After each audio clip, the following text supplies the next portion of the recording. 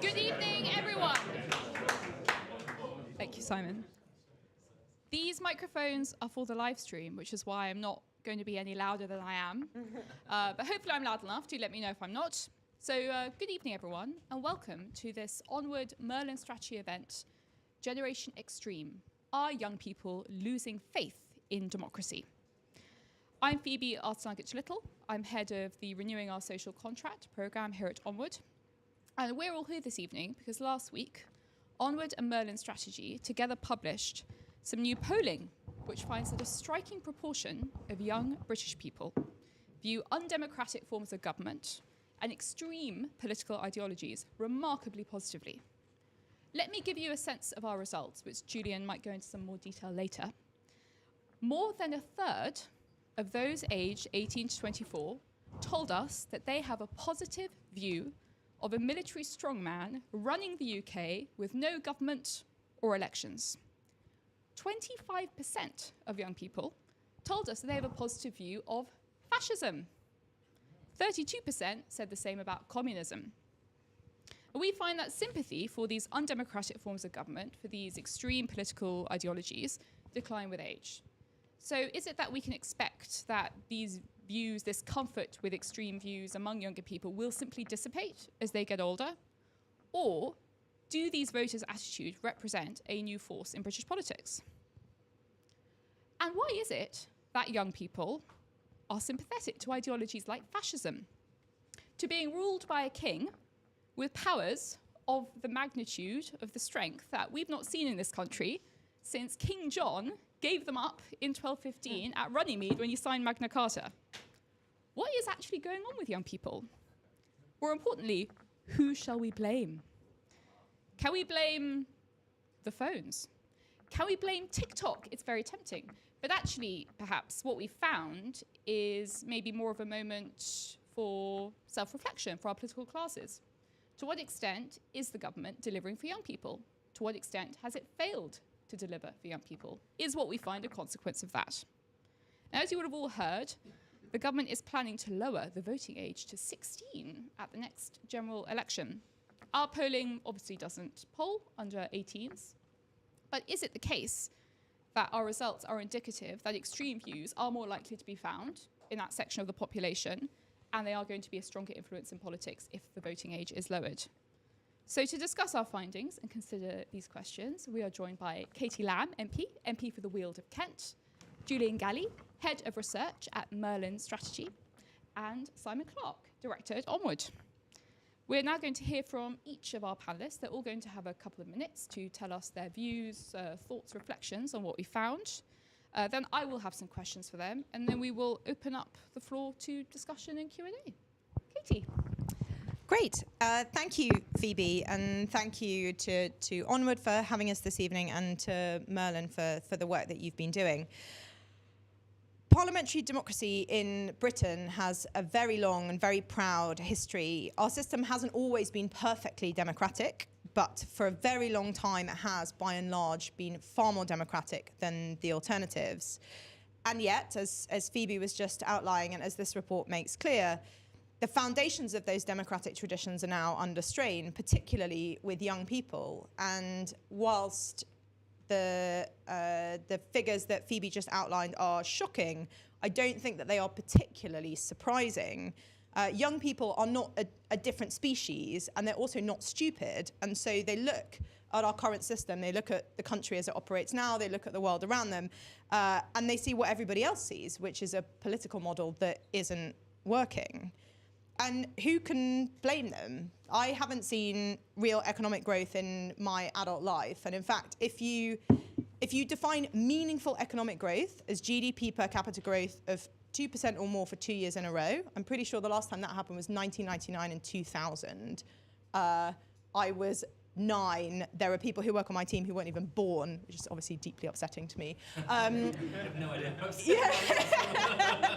But if you are 24, if you're in that 18 to 24 age bracket, that's never happened in the time that you have been on this planet. High house prices make it impossible to get on the property ladder, difficult to start a family. Low-level disorder now feels like in so many places it's just the the standard backdrop of our lives. And perhaps most scandalously of all, from a democracy and a democratic legitimacy perspective, mass migration continues, weakening our economy and society, despite the fact that every election-winning manifesto since 1974 has promised to reduce migration. So is it any wonder that young people are looking at countries like Singapore, which has, a very stern, strict leadership, or even China, and wondering whether liberal democracy is the best model? The growth that those countries have seen over the past few decades has been incredible, and in both places, you can walk around after dark without fear of being stabbed. I went home from a dinner a couple of weeks ago, and there were all of these, you may well have seen it yourself, all of these police do not cross tapes outside Harvey Nichols in Knightsbridge, and somebody had been stabbed to death because somebody had tried to steal his watch. So we won't sell young people on democracy with arguments just about history or allusions to the horrors of communism and fascism. Those examples are really potent. My family came to the UK fleeing the Nazis, but fewer and fewer people can remember seeing those evil ideologies in action or even know people who did. And we're certainly not going to win people back by telling them that our current system is working, because it's obviously not. So until and unless our democracy works again, more and more people are going to look for alternatives. And I think achieving that is two things. Firstly, it means putting power back into the hands of democratically elected politicians, democratically accountable politicians, taking it away from bureaucrats, civil servants, judges who now exercise the real power in our country. And secondly, once that power is back in the hands of politicians, they have to use it to deliver what the British people have told us repeatedly, us being the political class, they want and need, on housing, on the economy, on immigration too. British democracy must work and must be seen to work. Otherwise, I think we'll soon find out why the alternatives are so much worse. Thank you. It's tough to follow Katie, but I just want to quickly touch on disillusionment in politics in general to begin with. And what should have been the canary in the coal mine for several years now is how low voter turnout is amongst these younger groups. It's almost become an accepted given that young people will not vote at the same numbers as older, especially those over 65 who vote in almost every election, whether it's local or national. And this was not always the case. When the franchise was last extended in 1969 to allow 18-year-olds to vote, that age group of 18 to 24, 67% of them did vote in that election. This is now almost halved to 37%. So this steady reduction over time should have been a massive warning sign, because 2 in 3 young people are not participating in our democracy. So it should not be a surprise that they don't have a positive view or strong attachment to it. And when we poll beyond just support for democracy and whether or not votes matter, a majority of 18 to 24-year-olds say their vote does not matter. So they haven't got that inclination or incentive to vote. And that's why the work done by Onward on the social contract is so important, because it will attach younger people, give them a sense of attachment to the voting system, to democracy, to the government, to ensure it does work for them. Because currently, you've got just as many people saying, just as many 18 to 24-year-olds saying they have a positive view of a king running the country with no elections as are currently voting. So it shows actually just how deep that support for alternative forms of government is. And when we see younger people more significantly likely to have a positive view of a military strongman running the government or a king with no elections running the government, we see just how alienated younger voters feel from the system compared to older voters. They don't have a stake in the system. And the fixes go far beyond token gestures like giving 16, 17-year-olds a vote. In extending the franchise will not fix the issues young people have in terms of feeling heard, in terms of feeling a part of the system. And actually, it does need to go much deeper into housing, into work, into education, into a more promising future where young people have a stake in the future of the country. And I think you see that in the ideology where they've become more polarized, where not only is the more traditional forms of like socialism and Corbynism, which is more popular, but actually communism has now grown, and a large number of younger people have a positive view of communism. But similarly, on the other side of the spectrum, a large number of people have a positive view of fascism. So it's not a younger people going left issue, it's a younger people becoming more detached from the social contract, from our societal norms, and looking at more extreme connections because they don't feel part of the current system and they don't feel heard by the current system. Before I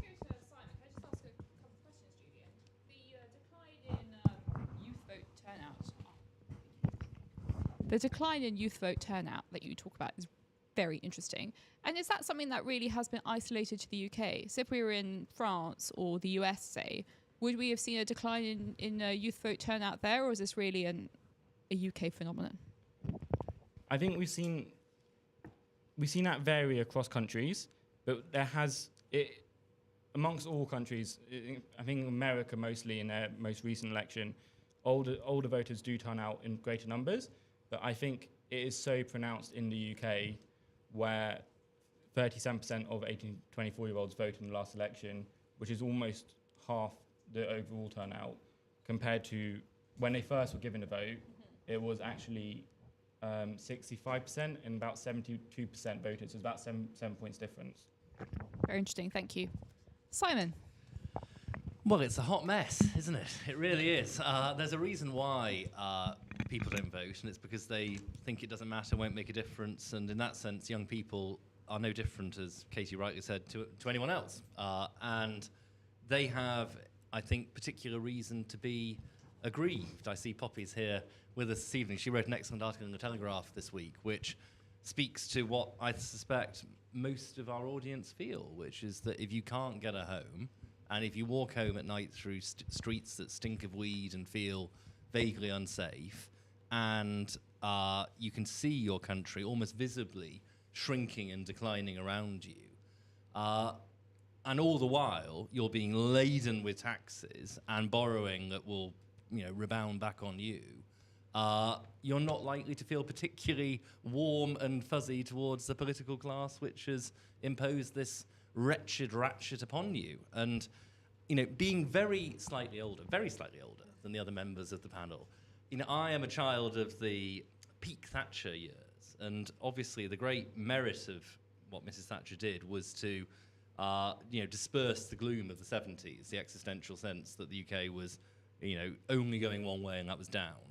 And we broke with that. And I think for a long time, I had the sense, and I think probably most Conservatives had the sense, that we had, in the same way that Gordon Brown had ended boom and bust, we'd ended national decline, and that actually that was a sort of, a glorious stroke whereby things changed decisively for the better. Now, I have to say, in my darker moments, I wonder whether the 80s just were a brief aberration in a long post-war declinist arc. And I think if we're to fix young people's lack of faith in democracy, we've got to obviously prove that my dark fears are not well-founded. And to do that, I think is going to fall particularly to the centre-right, because we can see what Labour will do, and it will become, I suspect, increasingly redistributive in the years ahead as the ratchet tightens. And I think there is a real opportunity for us to speak in terms of opportunity and reciprocity, which is the language that Phoebe and I used in our foreword to the antisocial contract. And this is not a shameless plug for our work, but if you haven't read it, I do commend it, because together with the very talented Lawrence from our team, we have tried to address some of these root causes of disillusionment. And that, obviously focuses on the cost of buying a home, the most expensive that it's been since a different king or queen was on the throne. Queen Victoria, 1876. That was the last time the prices to earnings ratio was this bad. The cost of starting a family.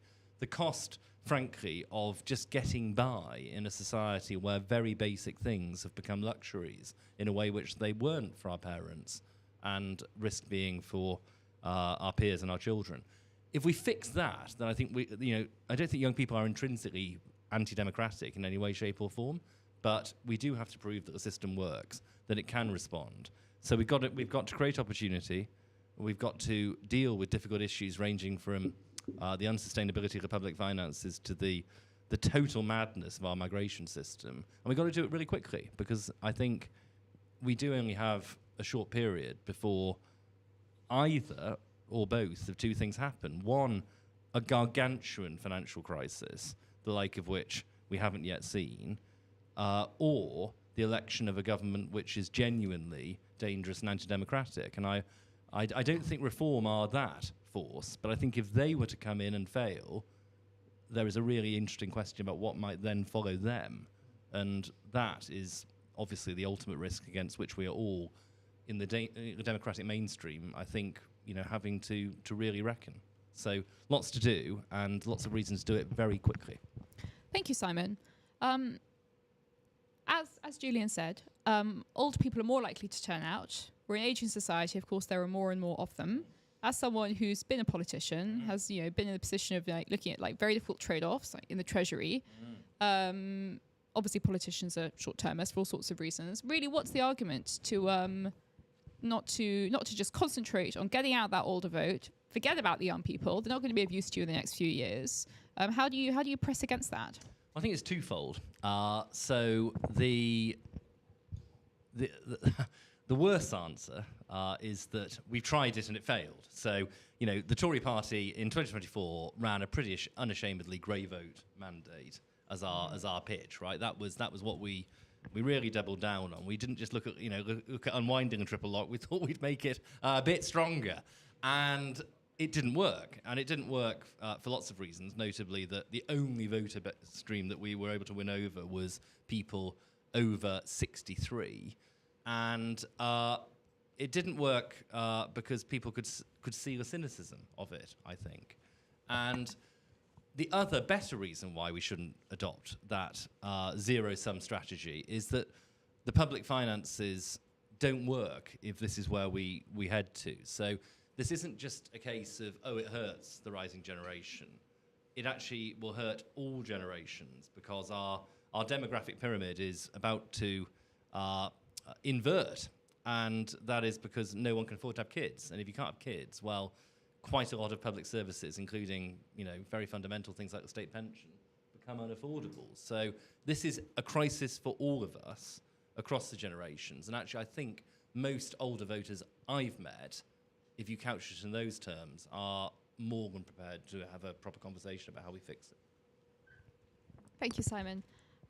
Julian, as it's been mentioned, I think it is interesting. Lots of us think about reform voters and we think of older people. Could you tell us a little bit about younger voters at reform and what their relationship is with them? Yeah, so it does vary from pollster to pollster. YouGov have a particularly low reform vote share amongst younger voters, but my polling company, other polling companies have reform at about 20% of either 16, 17-year-olds, as our recent polling showed, or even 18, 24, and those younger age groups, where we are seeing a slight polarization with more younger females going to the Greens and more younger men going to reform. So part of the issue and concern with the rising positive view of fascism, communism, is actually that polarization in younger age groups between Green and reform and other ideologies.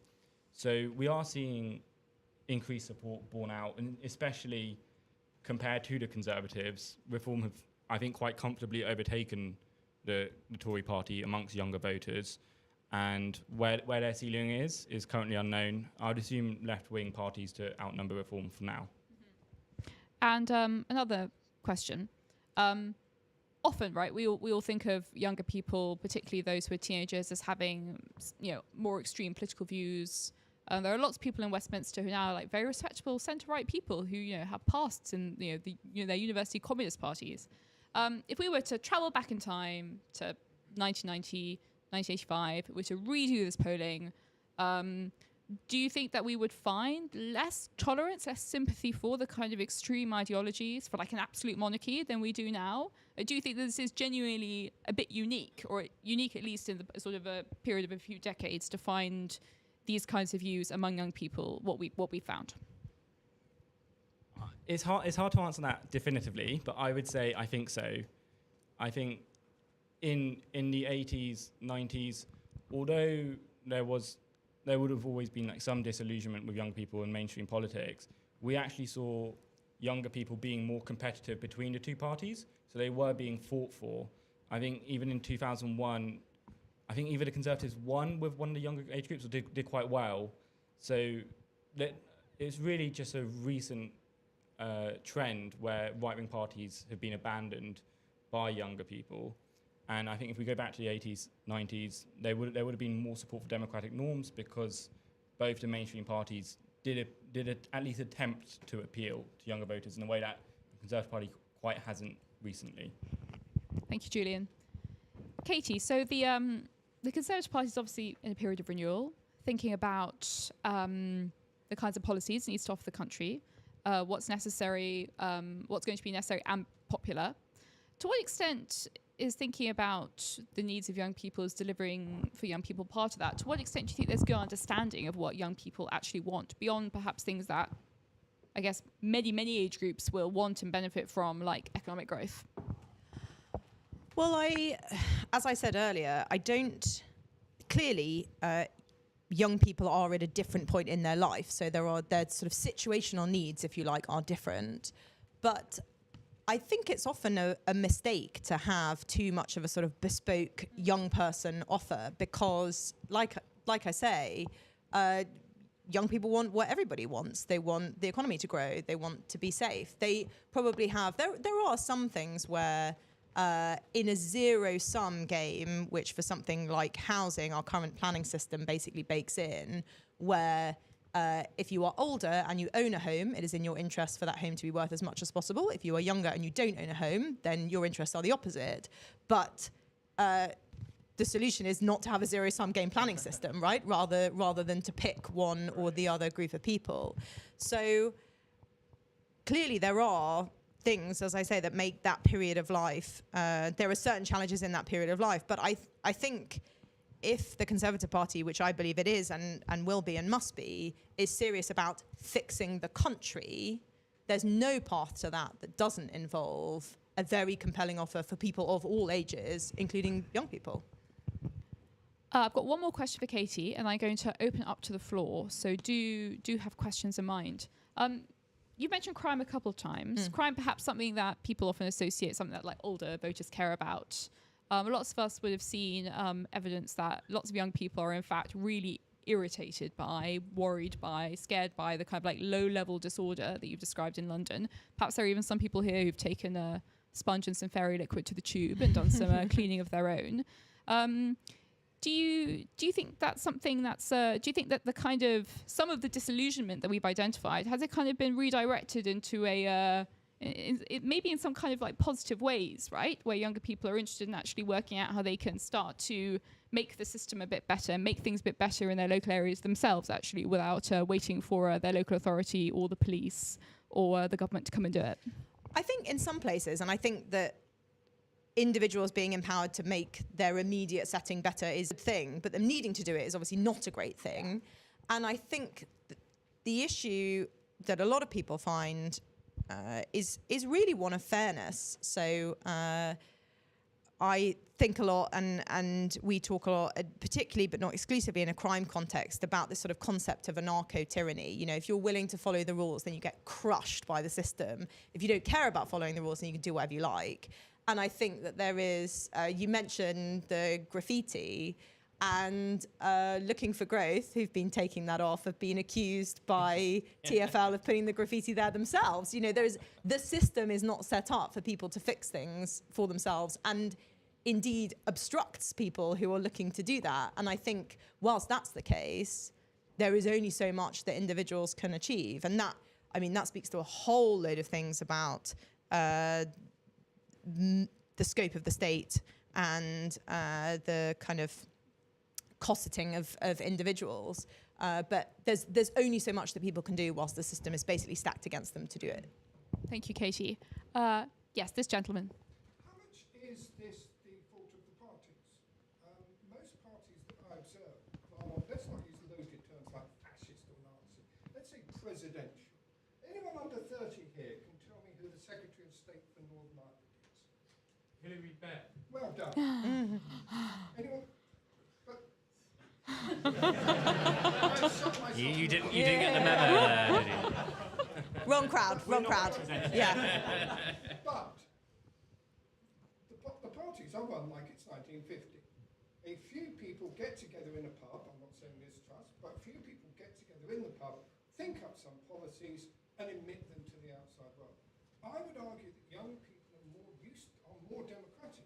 They now argue about politics online, but they don't argue with politicians, because I'm a member of the Conservative Party, which means I have no influence over Tory party policy, whatever. I used to go to these reform the party's policy things, but they consisted of someone from central office telling me what they were going to do, which, given my involvement with this trust's disaster, just makes me angry.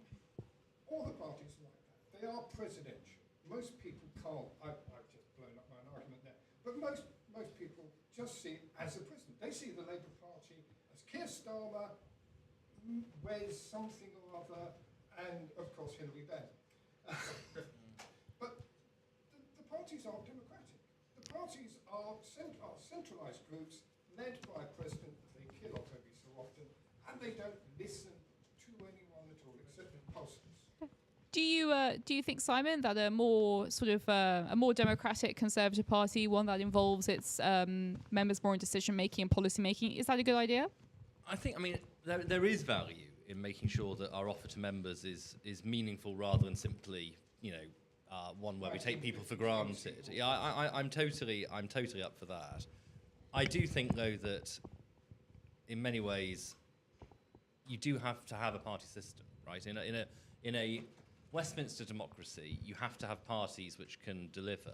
And our challenge is to make the Conservative Party the best version that it can possibly be. And we have seen, repeatedly, that this is, I believe, the greatest vehicle for progress that our country has yet found. And, by all means, let's renew our internal structures and democracy and make ourselves a bit more normal and a bit more fun and a bit more, frankly, relevant to the country that we want to serve. I'm totally up for that. But above all else, let's just get on and govern better. And, that often comes off the back of severe reverses. It took the disaster of Heath to beget Thatcher. It took, in many ways, the tragedy of the 30s to beget Macmillan's house building boom. There are things which you can do if you have the will to do them. And I think, whilst we may sometimes push back against party because it is frustrating, it is also a necessary thing that we should get right and embrace. And I wouldn't want us to move away from that. Katie?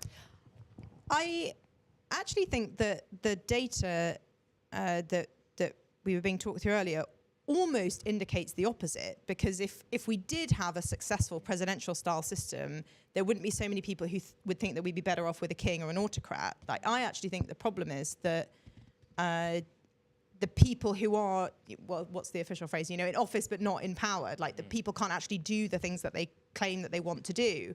I had a Westminster Hall debate recently with Seema Malhotra, who is the immigration minister, and I asked her a question and she sent me a letter in response. And in the letter, it's about ILR, it's about indefinite leave to remain or settlement, which you can get when you've been here for 5 or 10 years. And in the letter, she says, the number of people who get settlement every year is based on a lot of factors that are outside of our control. And I'm like, you're the government, you set the rules. Like, this is a status that the government confers on people under a set of criteria that it decides. Every single element of settlement is within your control. That's insane. But that has become now the way that the system sees itself. And I think that's why you get these sorts of results where people, yearn for a strong man or whatever it might be, because they just want somebody who says, no, I am in charge, I run this system, that is a bad outcome, we're not doing that, rather than, oh, well, I need to refer this to the Quango or whatever it might be. So I think in some ways, these results might indicate the opposite.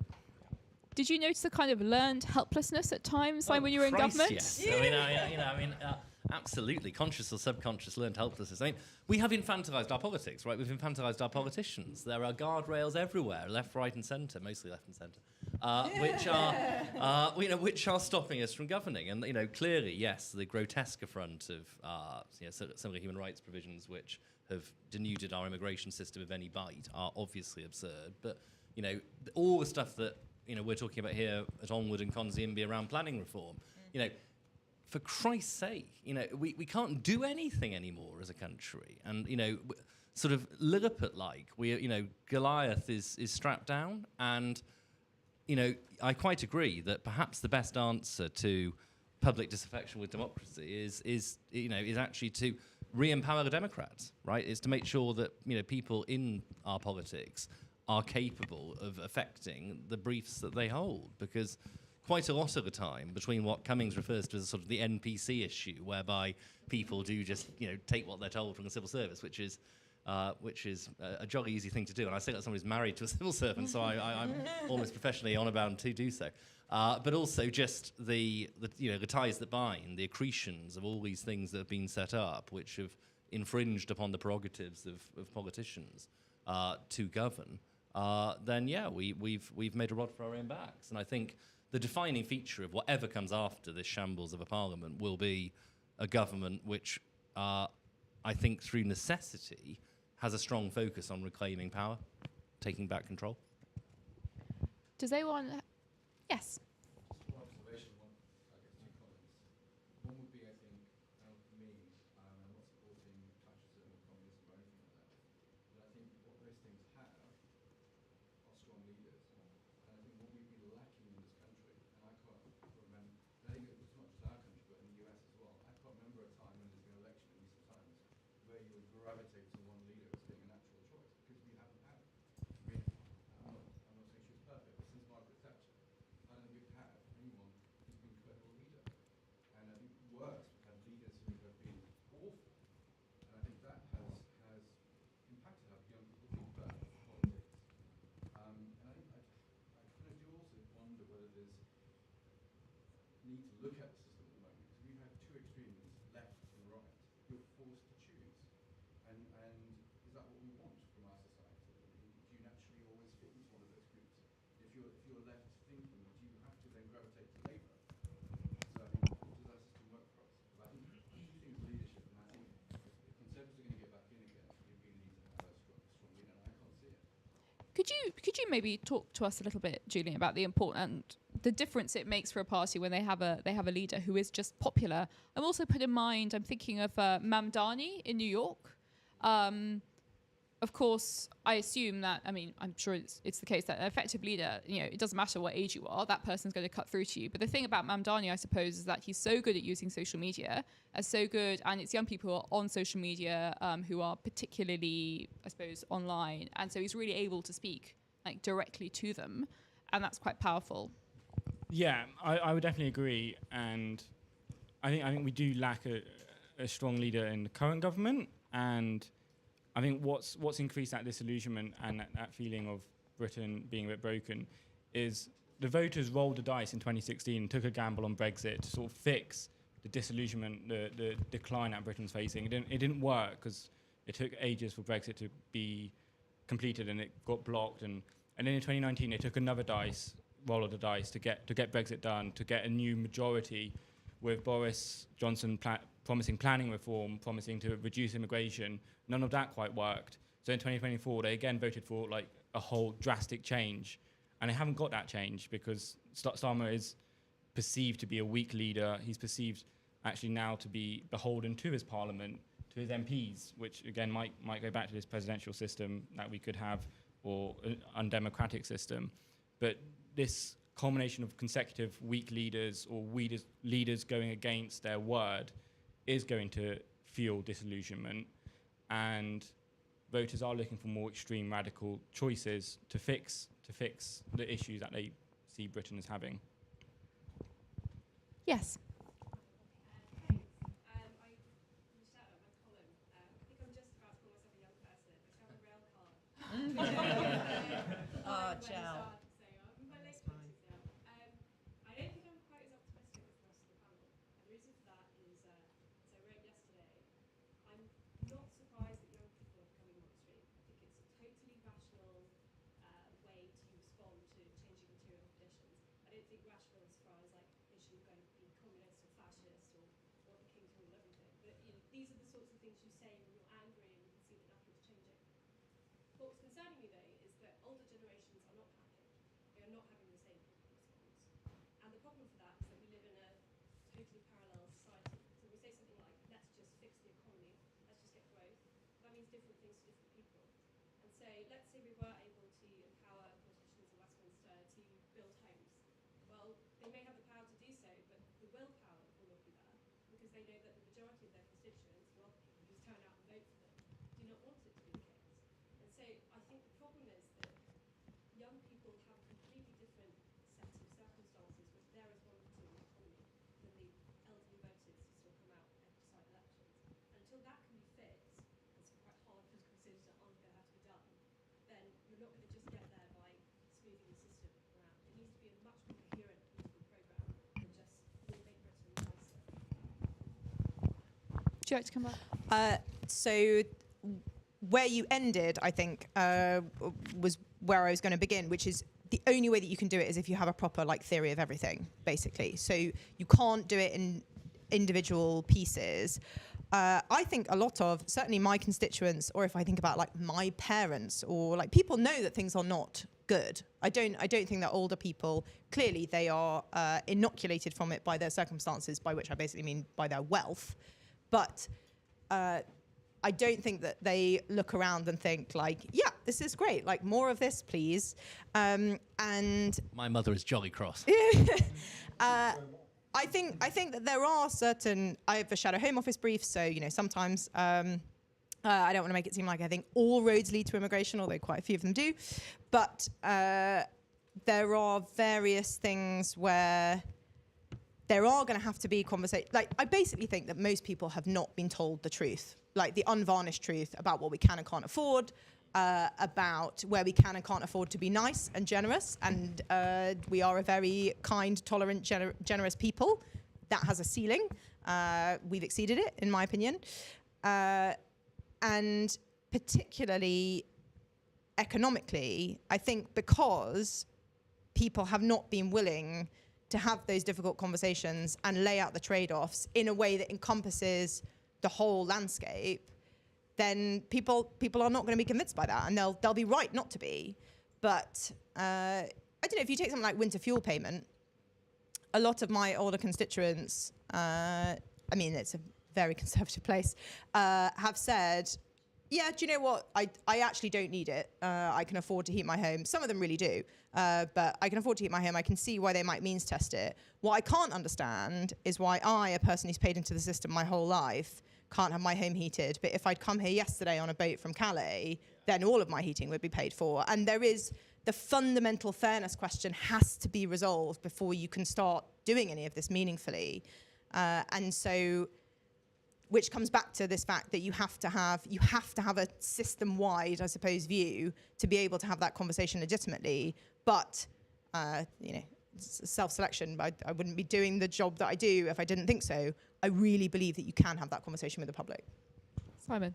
Well, I mean, other than echoing what Katie's just said, I think that the extra element is perhaps that I think the time where we can deny all of this is rapidly coming to an end. So it seems to me that, you know, at some point in the months ahead, I say months advisedly, I don't think it's now years, the UK economy is just about going to collapse. And, you know, the public finances are at the absolute limits of the elastic when it comes to the bond market's willingness just to say, you know, this can carry on. And we are now paying a premium relative to all of our peers to borrow. And, you know, in that sense, what Andrew Bailey said today in the House about the UK not being an outlier is, I'm afraid, flat out denialism, right? That's just not true. We are paying a risk premium. I just think socially, some of the ties that bind are fraying visibly, and the anger that is simmering in our society.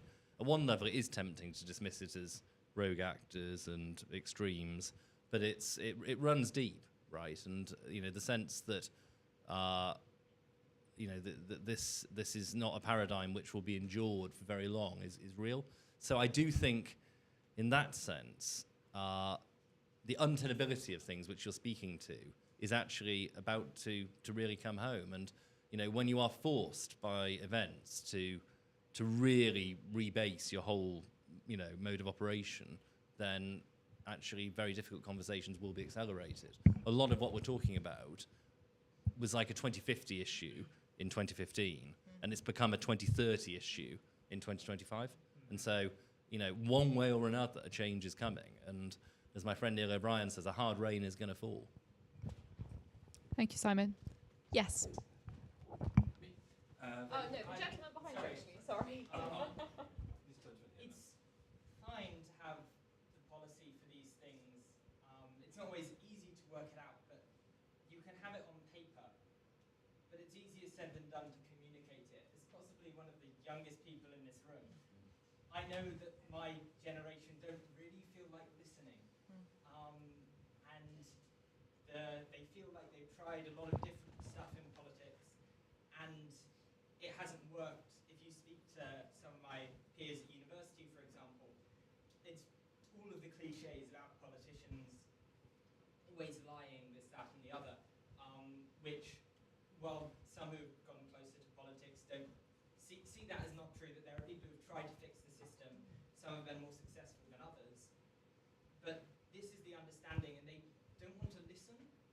How do you communicate that you are trying to fix these things, that we do have solutions to rebuild this social contract, for example? How do you get that across to my generation?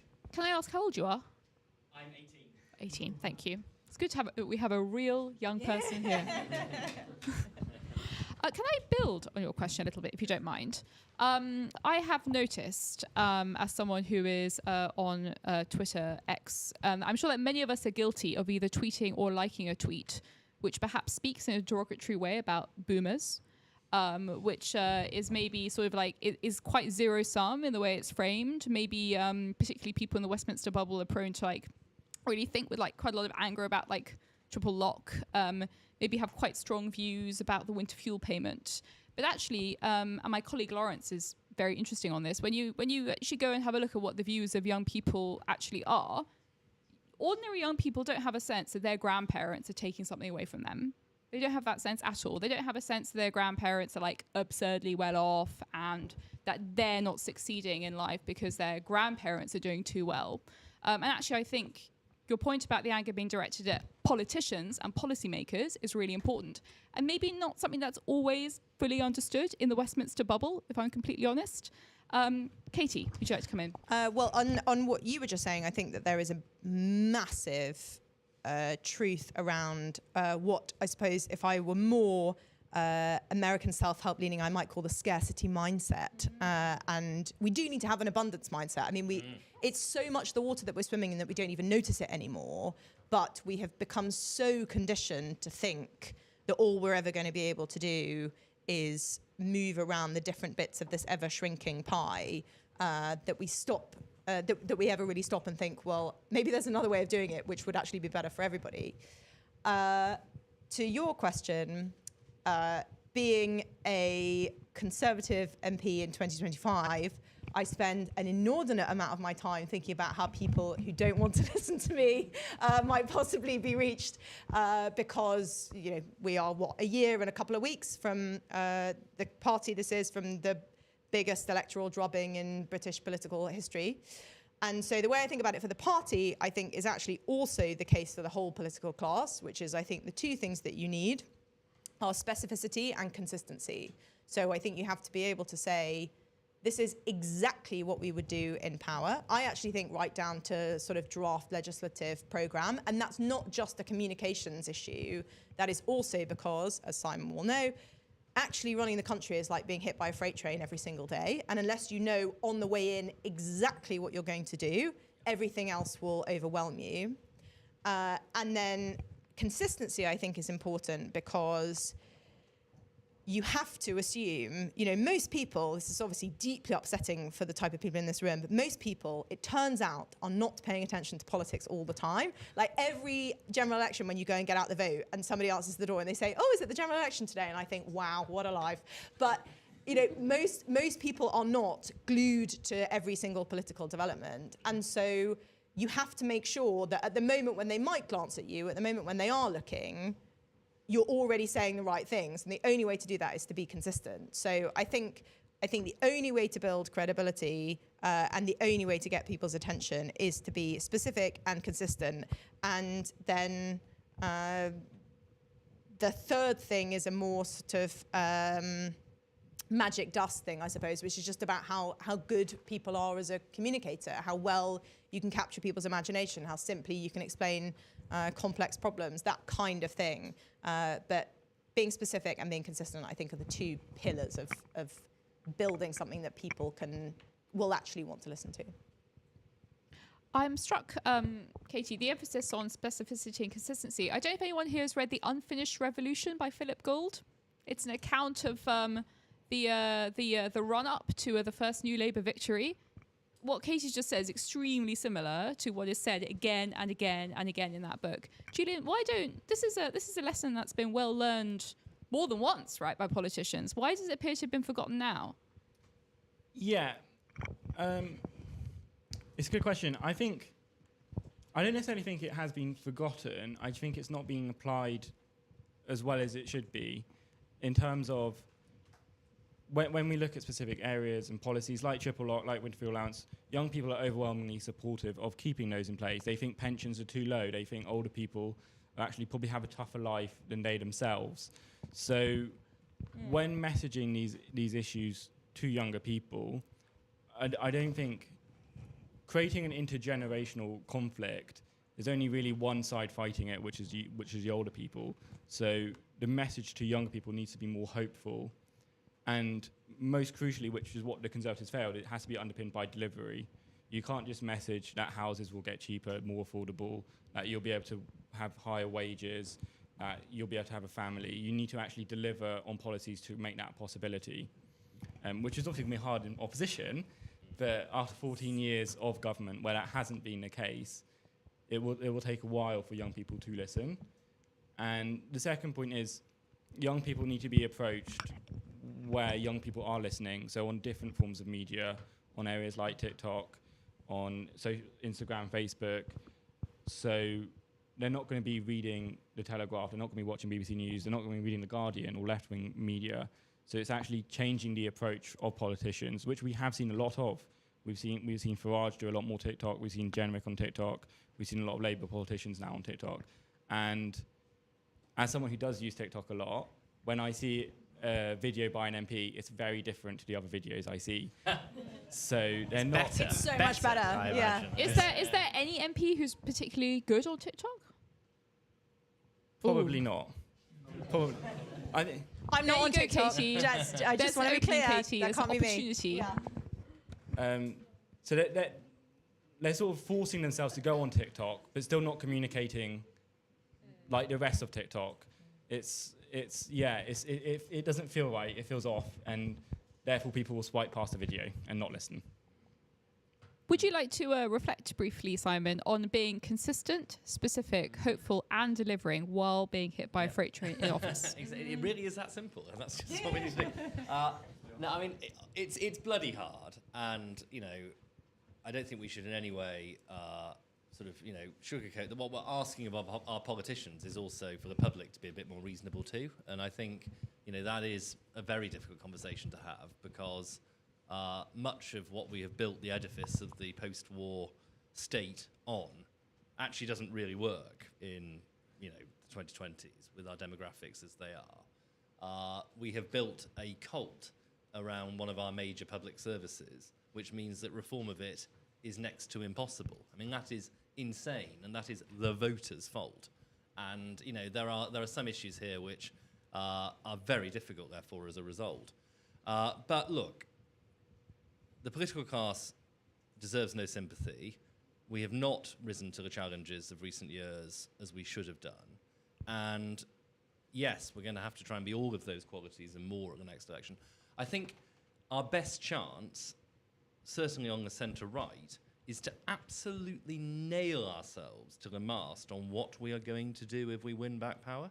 So I think really specific pledges repeated by all MPs as a condition of candidacy will be essential to, for example, convincing a sceptical public that if the Conservatives are re-elected and our position is that we will leave the European Convention on Human Rights, that we will actually do that. Because frankly, my experience teaches me to be pretty cynical, let alone the public's experience, about whether in the absence of such absolutely unequivocal pledges from individual candidates, that we will get the results that we expect. Thank you, Simon. Three gentlemen caught my eye. If I can ask this gentleman at the back, a question from this gentleman, and also this gentleman. Can I ask you all to be very questiony and pithy and not very commenty? Can we start in the order that I... My question is, how can we expect to win over young people when we are seeing an increasing number of young professionals who are leaving the UK? Many of them are now falling into that Henry trap, who are being caught by the tax system, who are choosing to relocate to lower tax jurisdictions in the US, Dubai, etc. How can we expect to win over the young vote before we can't even contain the Thank you. You, sir. You did have a question, didn't you? Me? Yes. Yes, thank you. I used to work in my previous life for a US political foundation on the continent, and we did a lot of similar data analysis in Germany and across Central Europe, and lots of it doesn't shock me because although the factors might be different, you see a lot of the same anxiousness especially among the youth. Very interesting. And maybe just two quick things really, because when you talk about returning power back to Western, the trouble is, especially among the youth, that really means parliamentarians not acting as mid-level clerks. It really means making those tough choices, right? Being political, as Jonathan Sumption would say. So that's one thing. The other thing is, I absolutely agree with you on using the time between now and the next general election to be as specific as possible. Not just make pledges, but really go down like Trump, right? We really have to learn from that. Start making legislative proposals now. Start making lists of people that you want to put in certain places. Because like Trump, you will come back in and you will still face the same courts, the same quangos, the same civil service, and you might realistically only achieve 70%, but you will not waste 6 months or 2 years trying to achieve it. Thank you. Thank you. And you, sir. My question was about the main theme, which is generation and young people. I'm very fortunate. As you can see, I'm quite a little bit older. However, I'm very lucky because I have a 20-year-old daughter who sat on King's doing history. And she actually talks to me a lot about politics. And I'm also a candidate in Hampstead and Highgate. When I'm talking at the doorsteps, and especially to young people, the one message that keeps coming to me is that from young people, we are interested in politics, but the people that are politicians do not speak our language. So therefore, I think language, nuance, and I think also we need to get better education to actually to bring all our young children through school to actually understand what it is to be a citizen and understand about politics and all of that. Thank you. Can I start? Let's start with the question about high potential, high earning young people who are leaving the UK, places. Well, I know of someone who's gone to Dubai recently. How much are you worried about that, Katie? Do you think we're going to see that get much worse? How can we stop that? The short answer is very worried, and I think we should be very worried about that. I was talking the other day to a friend of mine, a guy that I used to work with, who has started what is now a pretty successful company. He is not planning to exit anytime soon, but he says every founder he knows that is planning an exit anytime soon, the only question that they're pondering is it Dubai or is it Singapore, right? Okay. There's no question that they'll stay here because that decision will cost them a huge amount of money. And of course, it will therefore cost the Treasury a huge amount of tax. And that is a massive problem, because the only way to deal with the sort of demographic reality that Simon is talking about is for people to create wealth. And unless we can create an environment which is partly about kind of concrete policy levers like tax and capital gains and entrepreneurs relief, and partly a vibe shift, it's partly about hope and people wanting to be here and wanting to employ people here and wanting to set down roots and make long-term decisions and invest, then that is just going to accelerate the sort of fiscal crunch that Simon is talking about? You're very welcome to comment on that as well, Simon. Only to commend Onward's publication today, the Prosperity Package, which is our attempt to try and essay out what something to attract and retain capital and talent in the UK ought to look like. Because I think what Katie said is absolutely right, that we're hemorrhaging the people we can least afford to lose. And when you think that the top 1% of people pay 29% of the income tax and the top 5% pay about 48% of the income tax, and then obviously the ripple effects of all the other stuff they do in our economy in terms of creating jobs and wider opportunity, it's a catastrophe, and we've got to somehow stop that trend.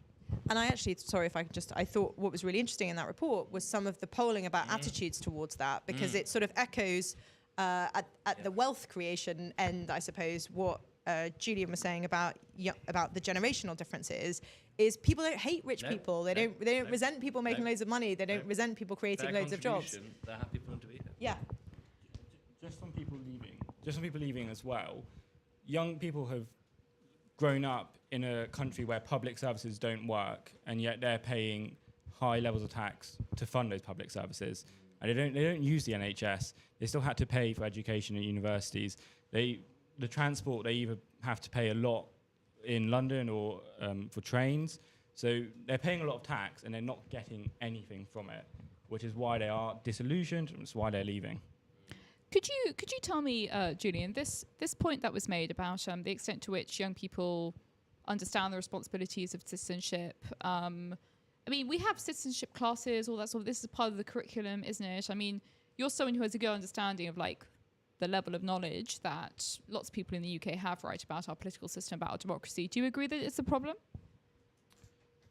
I don't think the education sector is where people should learn about citizenship, because one person's idea of what citizenship should be might be very different to the idea that we have, especially in the education sector. And actually, where people should learn it is in their experiences, is in their community, which we haven't seen so much. And it's about having a stake in that society, having a stake in being a citizen, where you get something from it. And again, it feels like with young people, they are giving a lot, and a lot is being taken from them. They're receiving very little in exchange. So being a citizen doesn't feel beneficial to them. Thank you, Julian. I'm going to ask Simon for a quick answer, because I think he's in a very interesting position, having been right in the thick of it, and now really still a little bit in the thick of it. To what extent does it feel like the Conservative Party is doing what it needs to prepare for power? And then I'm going to ask everyone for their one-sentence final reflection. I think we're on a journey. I think in some ways we've learned the lessons of last year. I think there is still further to go, is my honest answer. I think our unwillingness to look at something like the triple lock is a mistake, and we're going to have to, I'm afraid, come back to that, because that alone is sort of boring a hole in our credibility and our choices. I also think that on housing, much as we are doing some splendid work in this parish on that, and much as I think the leadership of the party is in a good place on that, I think there's an enormous job to be done with many of the backbenchers and with our council base in terms of winning those arguments and really carrying the fight about why housing matters. But I do also think, Katie rightly said we need to be honest, and I think we are in a much more honest space than we have been for a long time, and I think we do have some exceptional talent in the party, and I think the fundamentals tilt our way, right? Because if we're heading towards a fiscal crunch of a very serious magnitude, I think that does speak to core Conservative convictions in a way which ought to prompt us to be the best selves that I was calling for us to be. Thank you, Simon. Katie, your final reflection. Well, the title, I suppose, is about young people and democracy, and the work and polling is about young people and democracy. But I think for that, and also for all people in democracy, the fundamental fact, this gentleman asked about political education, the fundamental fact that I actually think most Brits instinctively understand is the promise of the British political system is you are in charge. Like, that is how our democracy is supposed to work. We don't have a written constitution. It's not a piece of paper. It's no one body. I mean, Parliament sort of represents the people, but the people are sovereign and the people are in control. And at the moment they aren't. And until that's restored, not only young people, but all of us will lose faith in democracy. Thank you, Katie. Julian. Yeah, I think this issue is a big issue, and it's one that could potentially get worse before it gets better. And there needs to be a real focus on delivering for young people, giving them a stake in society, a hope for the future, and that is the only way to reverse the current views. Simon. I know you've already ended on a sobering note, but perhaps you have another sobering note. No, I mean, only that, as we've discussed this evening, we're at least talking about the right issues, Yes. I think, here. And I think there is a broad acceptance on the centre-right in a way that there wasn't even a year ago, that, we need to be in this space and talking about these issues. And the level of seriousness on the centre-right, and I can only really speak for the centre-right. It's not actually to throw stones at the centre-left, but I do think we are in a relatively open forum now to talk about things in a way which we really need to, and that journey of 1,000 miles begins with the first step, and I think we're more than a few steps down this road. Thank you. Thank you so much to our panellists. Thank you, Katie, Simon, and Julian. Thank you especially to Merlin for working with us on this report. Yeah. And thank you to you, our audience, for giving us your Tuesday evening and for your excellent questions.